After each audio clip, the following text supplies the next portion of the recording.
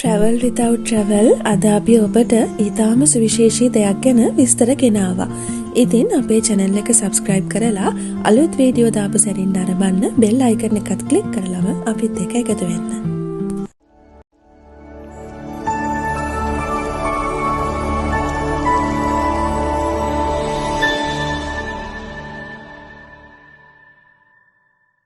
ඉතින් 2025 වසරේ ඔක්තෝබර් 26 වෙනි දින ඇමරිකා එක්සත් ජනපදයේ ටෙක්සාස් ප්‍රාන්තයේ ෆෝර්ට් වර්ත් නගරයේ මාවත් දිගේ හරිම අපූර්ව දසුනක් දක්නට ලැබුණා.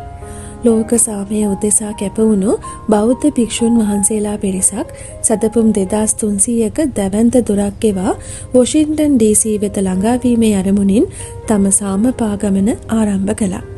මෙම ගමන නිකම් පාදචාරිකාවක් නෙවෙයි. මිනිස් සිරුරේ දරා ගැනීමේ සීමාවන් පවා පරීක්ෂා කෙරෙන මනස සහ සෝබා දහම අතර පවතින ගැඹුරු බැඳීම විදහා දක්වන ආධ්‍යාත්මික චාරිකාවක්. මෙම ගමනේ වඩාත්ම විස්මයජනක ලක්ෂණය වන්නේ ඇමරිකාවේ කටුක ශීත ඍතුව මැද්දේ වුවත් මෙම භික්ෂුන් වහන්සේලා ශීත ඍතු පාවහන් එහෙම නැත්නම් වින්ටර් බූට්ස් පැළඳීමකින් තොරව ගමන් කිරීමයි.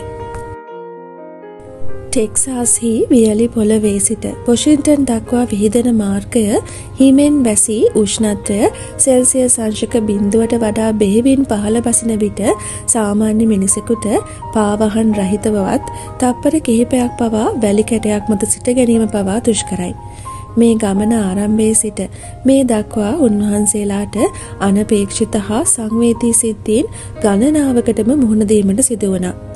නගරයන් හරහා ගමන් කරන මෙම භික්ෂුන් වහන්සේලාට ඒ නගරයන්ට අයත් පොලිස් දෙපාර්තමේන්තුව විසින් ආරක්ෂාව සපයන අතර මෙම භික්ෂුන් වහන්සේලා විසින් සාමය හා දයානුකම්පාව වෙනුවෙන් මේ කරන ඔවුන්ගේ මෙහෙවරට ගෞරවය සහ සහයෝගීතාවය දැක්වීම පිණිස එම එක් දෙපාර්තමේන්තුව විසින් ගෞරව සංකේත ලෙස ලාංඡන ප්‍රදානය කිරීමටද පටන්ගෙන තිබෙනවා.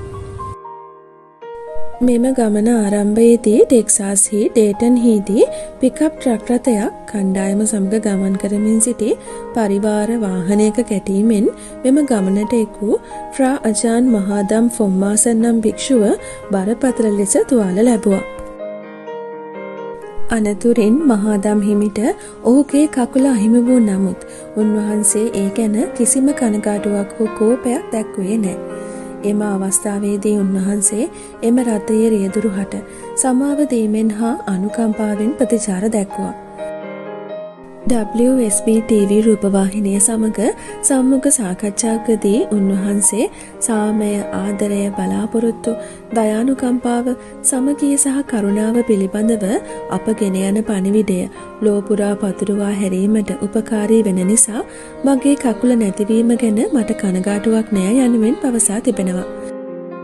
එම සිද්ධියෙන් පසුවද භික්ෂුන් වහන්සේලා තම පාගමන දිගටම කරගෙන යන අතර ඔවුන්ව ආරක්ෂා කිරීම සඳහා මාර්ගයේ දිගේ නීතිය ක්‍රියාත්මක කරන නිලධාරීන් සිටීම ක්‍රමක්‍රමයෙන් වැඩි වී තිබෙනවා.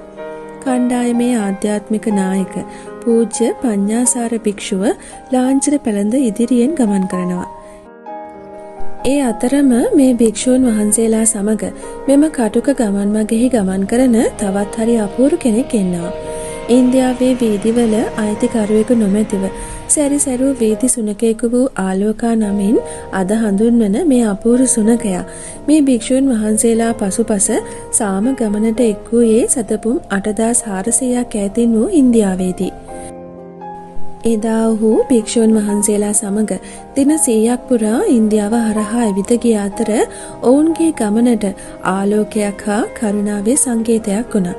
අද මේ ඇමරිකාව හරහා සතපුම් 2300ක Walk for Peace චාරිකාවේ භික්ෂුන් වහන්සේලාගේ පසකින් සංසුන්ව ඇවිද යනවා. ඉතින් මේ අවුරුදු 4ක් පමණ වයස වන සුනකයා සමහර දිනවල ආලෝකා හෝ Walk for Peace ලෙස ලියූ පටිසලුවක් පැළඳ සිටිනවා. ඔහුගේ සෞඛ්‍ය ගැනද නිතර ඔවුන් සැලකිලිමත් වෙනවා. ආහාර, විවේකයේ අවශ්‍ය වේලාවටද ඔහුට ඒවා ලබා දෙනවා. විශේෂම දෙය නම් ආලෝකගේ නළලේ ඇති සුදු පැල්ලම ස්වාභාවිකවම හදවතක හැඩයක් ගෙන තිබීමයි. 2025 දෙසැම්බර් 9 වනදා ආලෝකා The Peace Dog නමින් පේජ් එකක් ආරම්භ කළා. දැන් ඒකට 3,20,000කට වඩා ෆලෝවර්ස්ලා එකතු වෙලා ඉන්නවා. ඉතින් ටෙක්සාස් ප්‍රාන්තයේ සිට ආරම්භුණු මෙම ඓතිහාසික සාම පාගමන ප්‍රාන්ත කිහිපයක්ම පසු කරමින් වොෂින්ටන් DC දක්වා ගමන් කිරීමේදී එය මේසා දොරක් ගෙවා ගමන් කිරීම පමණක්ම නෙවෙයි.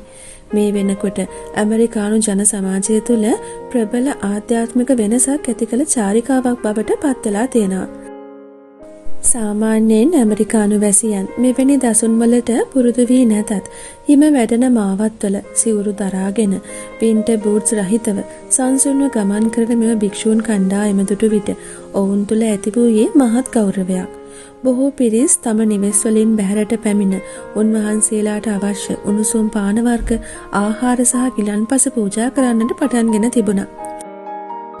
ඇතැම් අය සාමය වෙනුවෙන් කෙරෙන මෙම කැපකිරීම දැක සංවේදී වී කඳුළු පිරුණු දෑසින් ඔවුන් දෙස බලා සිටි අතර තවත් සමහර පිරිසක් සැතපුම් කිහිපයක් ඔවුන් සමග පයින් ගමන් කරමින් සහයෝගය පළ කළා. මෙම පාගමන අවසානයේදී එනම් 2026 පෙබරවාරි 12 වන දින ඇමරිකාවේ වොෂින්ටන් DC නගරය වෙත ළඟා වීමට නියමිතයි.